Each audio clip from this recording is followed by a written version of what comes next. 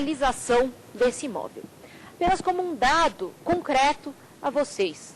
Um imóvel rural que tenha um registro comum, um imóvel ainda não georreferenciado, ele tem na sua matrícula informações resumidas da seguinte forma. Imóvel é o primeiro dado que abre a matrícula. Imóvel, 2 pontos. Propriedade rural localizada no município X, subdistrito Y, que mede, exemplo, 2.364 hectares, alqueires, depende da medida que tenha sido usada, que mede 2.000 e tantos hectares, que tem ao seu lado direito de quem olha da porteira a propriedade do fulano de tal, cadastrada neste ofício sob número tal, e tem ao outro lado de quem olha da porteira os imóveis de João, José e Maria, cadastrados respectivamente nas matrículas, número tal, tal e tal, e tem aos seus fundos a rodovia federal e o nome da rodovia. Este imóvel é denominado pelas partes no ato de abertura de matrícula como Fazenda do Vovô Feliz, que é, aliás, a orientação do INCRA, que se dê nome aos imóveis rurais. Chácara, sítio, sítio da alegria, chácara da felicidade, caminho da esperança e por aí afora. Seria só isso, não teria nenhuma outra informação. E se é um imóvel georreferenciado? Esse imóvel georreferenciado vai ter uma matrícula de aproximadamente 10, 12 páginas, porque o engenheiro fará um laudo atestando cada um dos ângulos em que foi fincado esse marco de concreto. O marco número 1 faz ângulo de 17 graus considerando o sistema de GPS número X. O marco número 2 faz ângulo de 37 graus, considerando o sistema de GPS número tal, e assim sucessivamente. Imaginem um imóvel de extensa área que tenha 1000 marcos fincados no seu solo para fazer essa perfeita discriminação. É trabalhoso, mas seguro. E aí eu vou aproveitar que estamos tratando desse tema para trazer uma pergunta que nos foi formulada nas ruas, acerca do georreferenciamento. Vamos já acompanhá-la. Meu nome é Wagner.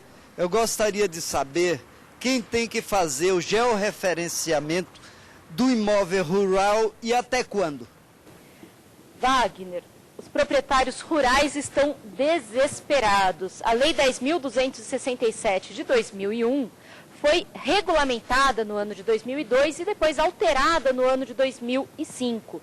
No ano de 2002, ela foi regulamentada pelo decreto, cuidado, não é decreto-lei, o decreto número 4.449, publicado em 30 de outubro de 2002. E esse decreto foi posteriormente modificado pelo decreto número 5.570 do ano de 2005. O artigo 10 desse decreto 4.449, com a modificação trazida pelo decreto 5.570, determina que o georreferenciamento será obrigatório no prazo de 90 dias para os imóveis com área de 5.000 hectares ou superior. Será obrigatório no prazo de 1 ano para os imóveis com área de 1.000 a menos de 5.000 hectares. Será obrigatório no prazo de 5 anos para os imóveis com área de 500 a menos de 1.000 hectares. E será também obrigatório no prazo de 8 anos para os imóveis com área inferior a 500 hectares. Vamos retomar. Quem for proprietário rural de imóvel que tenha 5.000 hectares ou mais, já tem que fazer o georreferenciamento. Ou já fez, ou terá que fazer. Quem for proprietário de imóvel com 1.000 a menos de 5.000 hectares, mesma regra, porque o prazo de 1 ano já transcorreu. Ou já fez, ou terá que fazer. Quem for proprietário de imóvel com área de 500 a menos de 1.000 hectares, terá o prazo final para georreferenciar o seu imóvel em 20 de novembro de 2008. Depois disso, ele não tem mais prazo legal. E quem for proprietário de um imóvel com área inferior a 500 hectares, e aí registre-se imóvel rural de qualquer dimensão. Se inferior a 500 hectares, ele terá prazo final novembro do ano de 2011. E a dúvida será, e se ele não georreferenciar, qual será a consequência? Se ele não georreferenciar, ele não faz nada com o imóvel. Ele não consegue vender, ele não consegue doar, ele não constitui penhor rural, ele não constitui penhor agrícola, penhor pecuário, ele não constitui hipoteca, ele não constitui desdobro, que é uma divisão do imóvel, ele não poderá lotear, ele não poderá desmembrar. É dizer, ele é proprietário, mas ele não faz nada com o imóvel. E antes que alguém imagine, não é bem assim, infelizmente é. O registrador imobiliário está proibido de praticar atos em relação a imóveis rurais não georreferenciados nos prazos do artigo 10 do Decreto 4.449 de 2002. Se não georreferenciar, não consegue fazer nada no imóvel. Eu peço desculpas, não há jeitinho. O registrador pratica ilícito civil, pratica também ilícito funcional, se praticar atos em relação àquele imóvel sem que ele esteja georreferenciado. Ok? E aí vamos entrar num outro tema extremamente conflitante na nossa atual realidade. Aquisição de imóvel rural por estrangeiros. Estrangeiro pode adquirir imóveis? Pode, não há problema algum. O artigo 5º caput da Constituição Federal reconhece a proteção das garantias fundamentais aos brasileiros e aos estrangeiros residentes no país. E aí nós vamos incluir, o direito de propriedade que nós vimos na aula passada. A respeito do direito de propriedade e aquisição de imóvel rural por estrangeiro, nós temos mais uma pergunta que nos foi enviada. Meu nome é Antônio. Estrangeiro pode comprar imóvel no Brasil? Antônio, vamos verificar a sua pergunta de duas formas. Estrangeiro pode comprar imóvel urbano no Brasil? Pode. Quanto? O quanto ele quiser, o quanto ele puder. Se é imóvel urbano, a lei não cria qualquer restrição. O estrangeiro, de qualquer que seja a sua nacionalidade, pode comprar imóveis urbanos sem restrição. Todavia, em relação aos imóveis rurais, o estrangeiro encontra limitações na Lei número 5.709, publicada em 1971. E as limitações são de duas naturezas. Primeira, para que o estrangeiro possa adquirir imóvel rural no país, ele vai ter como primeiro limite a área de 3 módulos. O primeiro limite que é trazido pela Lei 5.709, gostaria apenas de deixar a referência da exata data de publicação da lei a vocês, 7 de outubro de 1971, Lei número 5.709, de 7 de outubro de 1971, ainda publicada à época do regime ditatorial, para que vocês vejam quanto é antiga esta lei. A Lei 5.709 prevê, no seu artigo 3º, que a aquisição de um imóvel rural por pessoa física estrangeira não poderá exceder a 50 módulos de exploração indefinida. Todavia, se a área não superar 3 módulos, a aquisição será livre. Então, nós temos como um primeiro critério, estrangeiro que queira adquirir área de até 3 módulos de exploração indefinida. O INCRA denomina esse módulo como MEI, M-E-I, módulo de exploração indefinida.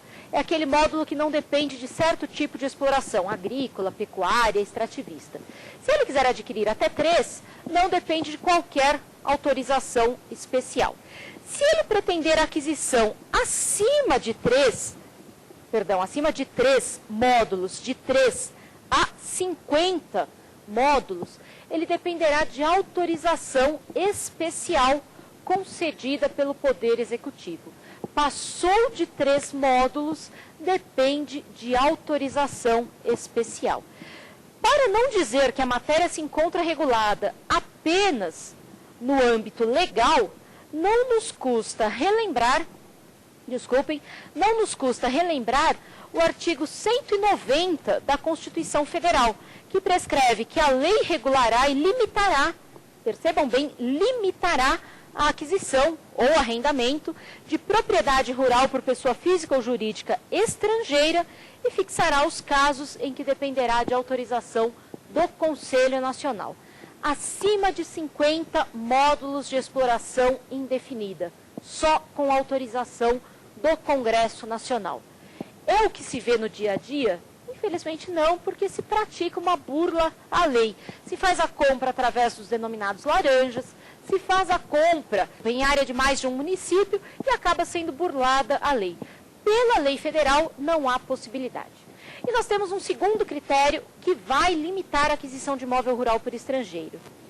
O imóvel rural estrangeiro, melhor, só pode ser proprietário de área máxima de 25%, área máxima de 25% de toda a extensão do município. Se nós considerarmos toda a área de um município, no máximo 25% poderão pertencer a estrangeiros. Mais do que isso, seria atentatório à soberania nacional. Então, não pode uma aquisição superior. Lembrando, imóvel rural. Segundo, destes 25%, no máximo 40% poderão pertencer a estrangeiros de mesma nacionalidade. Então, vamos dizer que é um município cuja área corresponde a 100 mil hectares. De toda essa área, no máximo, 25 mil hectares poderiam pertencer a estrangeiros. Destes 25 mil hectares, no máximo 10 mil, que é o correspondente a 40% desse percentual, no máximo 10 mil hectares poderiam pertencer a estrangeiros da mesma nacionalidade. E a dúvida será, está na lei, e como eu fiscalizo? Quem faz essa fiscalização é o registrador imobiliário. Os registradores imobiliários que tenham no seu ofício registro de imóvel rural são obrigados, por lei, a manter um livro especial apenas para o cadastro da aquisição de imóveis rurais por estrangeiros. E o registrador imobiliário informará a Corregedoria do Tribunal de Justiça a cada 3 meses quais foram as aquisições e alienações que tenham como parte um estrangeiro. Salvo engano, a única corregedoria do Tribunal de Justiça que dispensa a informação negativa é a Corregedoria do Tribunal de Justiça do Estado do Rio Grande do Sul. Se no trimestre não houver qualquer aquisição, o registrador não precisa fornecer a informação negativa. Se no período houver aquisição, ele apenas informaria, então, a resposta positiva. Vamos ver se os nossos alunos têm algum questionamento, alguma dúvida sobre imóveis rurais. Professora, meu nome é Leandro. Eu tenho uma dúvida sobre a Lei 6.015. O registro de imóvel rural, a lei diz que tem presunção absoluta contra a qualidade do dono. Então, ela não cairia sobre uso capião e desapropriação? Uma pergunta excelente. Estou percebendo, Leandro, que já está em afinidade com o direito registral. Essa é uma dúvida permanente até dos registradores. E, infelizmente, nós não temos uma posição definitiva. Nós temos 2 correntes doutrinárias no direito registral imobiliário. A corrente majoritária, manifestada pelos registradores de imóveis, entende exatamente esse posicionamento. Se o imóvel estiver registrado sob o sistema Torrens, ele não admitirá nem mesmo a aquisição por uso capião e não admitirá também a desapropriação pelo Estado, por qualquer das modalidades, nem mesmo se houver um descumprimento da função social. Todavia, eu confesso que não me manifesto sobre essa mesma posição, porque o uso capião decorre da posse. E se houver uma pessoa que exerça posse mansa, pacífica, contínua na forma da lei, não seria o fato daquele ser presumidamente proprietário pleno que impediria a prova de que ele exerceu o fato. Ele não consegue provar direito, mas ele prova fato. E em relação à desapropriação, embora haja essa corrente majoritária no direito registral de que ela também não é possível, eu ainda entendo que sim, pelo fato de que a desapropriação decorre de um interesse público, necessidade social ou utilidade pública. Se estes elementos maiores, que são o interesse da coletividade, se fizerem presentes, eles devem sim se sobrepor ao interesse privado. Mas não é uma questão, muito bem colocada, é uma questão que ainda não está pacífica na doutrina. E não está pacífica até por não ser frequente o registro de imóvel rural pelo sistema Torres. Ele é tão raro que até mesmo os atos de uso capião e desapropriação se tornam raros em relação a esse objeto.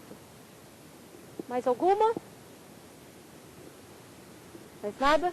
Temos uma reportagem agora para passar que fala do Estatuto da Terra e fala exatamente destes imóveis rurais.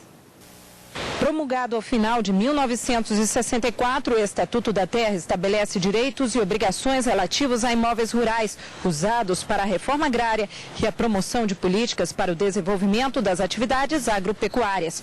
A lei garante a todos a oportunidade de acesso à propriedade da terra, desde que ela tenha função social, ou seja, favoreça o bem-estar de proprietários e daqueles que nela trabalham, mantenha níveis satisfatórios de produtividade, assegure a conservação dos recursos naturais e respeite as disposições legais sobre as relações de trabalho no campo. O Estatuto também obriga o governo a criar condições de acesso ao trabalhador rural em terras economicamente úteis, preferencialmente nas regiões onde habita, e a combater as formas de ocupação e exploração da terra que contrariem sua função social. A lei prevê ainda que a reforma agrária deve ser feita com prioridade em terras particulares que sejam palco de tensão social. O Estatuto também criou o Instituto Brasileiro de Reforma Agrária, responsável por promover e coordenar as desapropriações, e o Fundo Nacional de Reforma e do Desenvolvimento Agrário, que deve financiar as atividades dos trabalhadores rurais. O principal objetivo da lei está descrito no artigo 103 do Estatuto da Terra: garantir a perfeita ordenação do sistema agrário no país, segundo os princípios da justiça social, conciliando a livre iniciativa com a valorização do trabalho. Trechos como esse deixam claro o espírito democrático do Estatuto. Mas como uma lei com essas características pode ter surgido em plena ditadura? O Estatuto da Terra, ele nasce dentro disso, porém ele nasce atendendo a uma estratégia, a duas estratégias maiores dos militares. E ele vai incorporar essas duas estratégias maiores, uma militar, a outra econômica. O Estatuto da Terra cria condições, dá legalmente condições ao Estado a aplicar a desapropriação nas áreas de conflito para o assentamento de famílias. Por outro lado, ele também permite que o Estado faça o processo de colonização.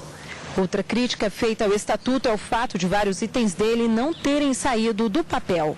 Isso, para mim, é fruto não do ponto apenas do Estatuto, mas sim do descumprimento do preceito constitucional que diz que a terra deve ter função social.